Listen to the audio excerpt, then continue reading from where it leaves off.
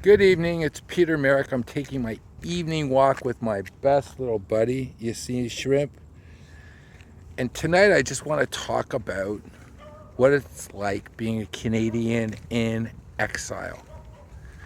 Now, for the first 50 years of my life, I lived in Toronto. I loved being a Canadian. I loved everything about it. And then there were cracks in the system.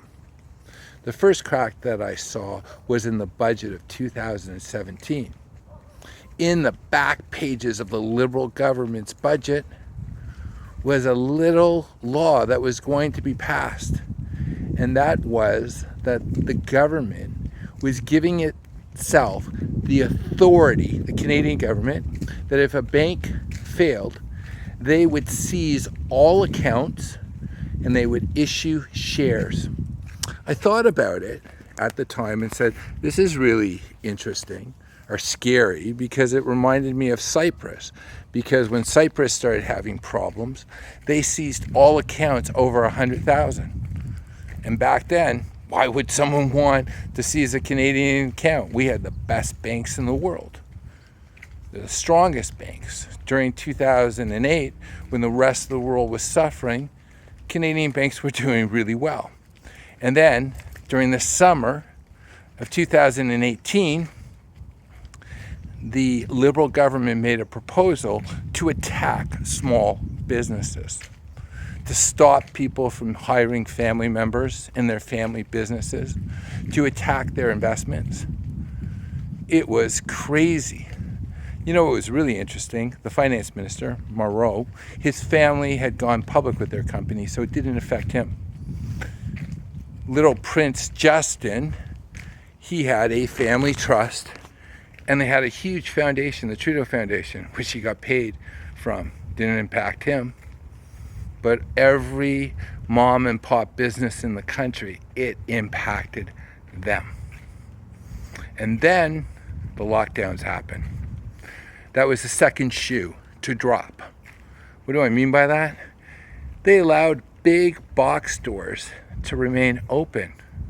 They closed churches and they closed small businesses. I remember going to a falafel restaurant, and the individual, he was waiting to get a permit so he could have a patio. And he was not eligible for any assistance from the government. So my question is this: did I ever live in a free country? It's starting to seem that it was a dream. I remember being so proud that the UN, the United Nations, voted Canada the best country to live in. And I believed it. I loved our socialized medicine. I loved everything about Canada except the winters. I loved Toronto. I believe Toronto was the best city in the world. So diverse, so much activity. I knew the tunnel system. For those who've never been to Toronto, it has 24 kilometers, or about 17 miles, of underground tunnels connecting all the buildings downtown. You don't have to go out in the cold. And it is a bylaw that every time a new building is put up, they have to actually connect it to the tunnels, the subway system. Everything was wonderful. Well, it's not so wonderful. I have friends who have chosen not to participate back in Toronto, back in Canada, who are being denied their Section 7 of the Charter of Rights and Freedom, which gives each Canadian the right to travel for movement. It's been overridden. Brian Pickford, the last signer of the Canadian Constitution that was that was brought back to Canada from Britain in 1982, is right now fighting for the right to be able to be treated equal under the law because he's chosen not to participate. Can you imagine? Here's someone who actually knows what the Constitution was meant for, why everything was in the Constitution. He's the one who brokered the Constitution. And he is under house arrest in his home on Vancouver Island. So, I am really sad as a Canadian. And I made a vow because a friend of mine at the end of October of 2021 asked me a question.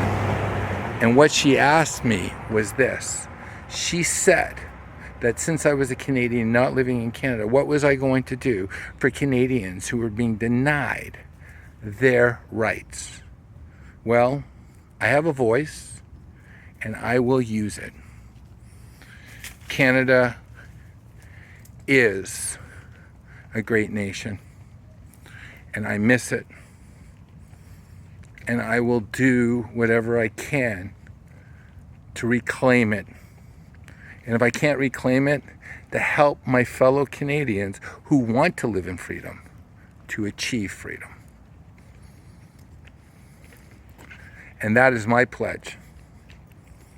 So I'm going to say goodnight. And my little friend over here, who's attacking like crazy, wants to say goodnight as well. Have an awesome evening and peace. And we are going to endure and we are going to see sunny days again. I'm taking that away from you, Justin Trudeau. Sunny days belongs to people who love freedom, who actually work for it. Not someone who's born into it, who's a spoiled brat.